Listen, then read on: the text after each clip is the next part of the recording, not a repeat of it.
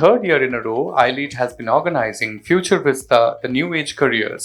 Future Vista has helped young minds choose the right career path for themselves and also the industries to build new enthusiastic entrepreneurs and a passionate workforce, paving the way for pioneering innovations and futuristic ideas.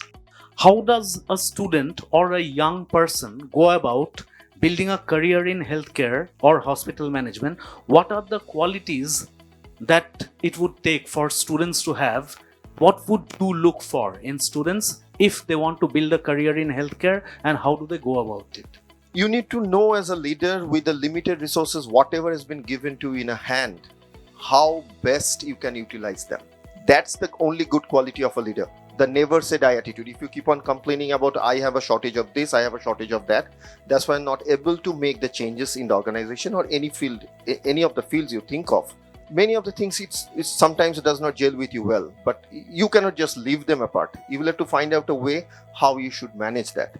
So rather than healthcare, in any of the industry wherever you go for, you need to have challenges, you need to have restriction in your resources. You should know, as a leader, with those limited resources, what best you can deliver. Medical laboratory technology is a very specific environment. I mean, there are very little room for errors. And as we see from documentaries or from any other programs which cover this field, we see the students need to be extremely serious about studying something like this. So, sir, what advice would you want to give students starting a career in MLT for professional development and career advancement for their futures? 7th of this month, we celebrate one wonderful day. It's a World Health Day. Slogan was "My Health, My Right." So only future in our journey is healthcare professionals. So many opportunities for allied health science and healthcare professionals. What is the difference between TV technician and medical laboratory technician? So that's change is medical laboratory technologist, and nowadays, except India, abroad this term is called biomedical laboratory scientist. Most of the time in Kolkata and West Bengal, we think this job is only in medical testing laboratory. No, your job is available in two other area. One is diagnostics manufacturing unit, sales, and another one is accreditation board for medical laboratory testing as per ISO 15189, currently 2022 standard. I'm the lead assessor for NABL and principal assessor for NABH also. Mr. Thakur, I would ideally like to invite you to speak on and add to Krishnajyoti sir's views. What would be the future trends in critical care technology, and how should our students prepare for it? What would you like to add to this discussion? Paramedics যাকে বলছি আমরা, এটা কিন্তু এখন আমরা different terminology হয়ে গেছে, allied health professionals বা অ্যালাইড হেলথ সার্ভিসেস। সো যদি একটু হিস্ট্রিতে যাই আমরা, তো কারেন্টলি অ্যালাইড হেলথ সার্ভিসেস বা অ্যালাইড হেলথ প্রফেশনাল একটু স্ট্রেংথনিং হয়েছে, আগে থেকে এর রেগুলেশনস তৈরি হয়েছে।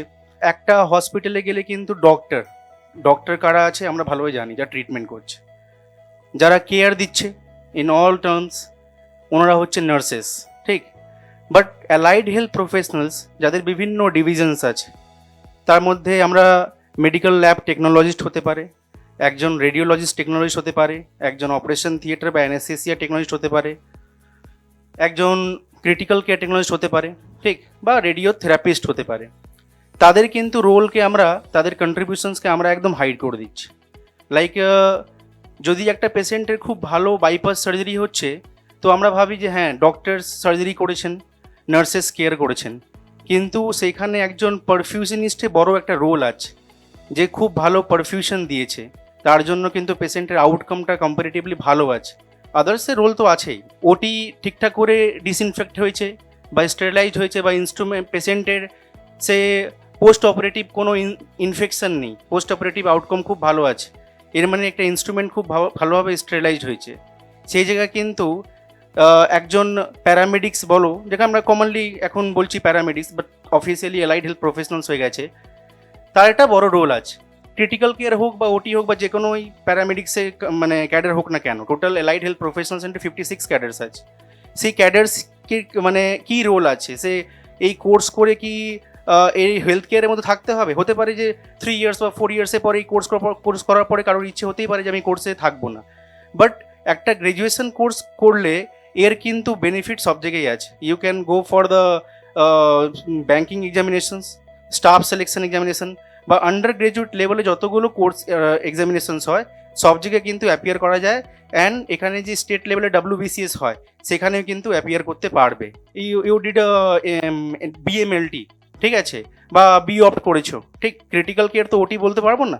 হ্যাঁ, যদি ফিনান্সিয়ালি অ্যাবলড হয় সে হসপিটাল খুলতে পারে, নার্সিংহোম খুলতে পারে, সো সে কিন্তু নিজের স্টার্ট আপ করতে পারে, ঠিক আছে, সে ল্যাব খুলতে পারলো, বা কোনো কেউ অপটোমেট্রি করেছে সেখানে কিন্তু সে নিজস্ব আই ক্লিনিক করতে পারে, ঠিক আছে। সো স্টার্ট আপের দিক থেকে এটা আছে। ইউ ক্যান এখানে যদি কেউ যদি চায় তাহলে হসপিটাল অ্যাডমিনিস্ট্রেশনে যেতে পারে, সাইকোলজি কোর্সেস আছে, MSW সোশ্যাল ওয়ার্কের উপরে কোর্স আছে, ঠিক আছে, microbiology, pathology, you can go beyond any courses. So we have a very specific question which you can elaborate on is, sir, what are the regular challenges that you think a critical care technologist faces in his or her life on a day-to-day basis, and how to advise students so that they can prepare to overcome these challenges in a smooth way? একটা sudden একটা patient এসছে, সে কিছুক্ষণ আগে অজ্ঞান হয়ে গেছিল, তো সে যখন ইমার্জেন্সিতে হসপিটালে এলো তাকে হঠাৎ মানে ক্রিটিক্যাল কেয়ার সেটিংসে রেফার করে দেওয়া হলো। তো সে যখন ক্রিটিক্যাল কেয়ার সেটিংসে এলো তো তাকে ফার্স্ট অফ অল বেসিক যে সমস্ত ইসিজি তারপরে এবিজি করা হলো, ঠিক আছে।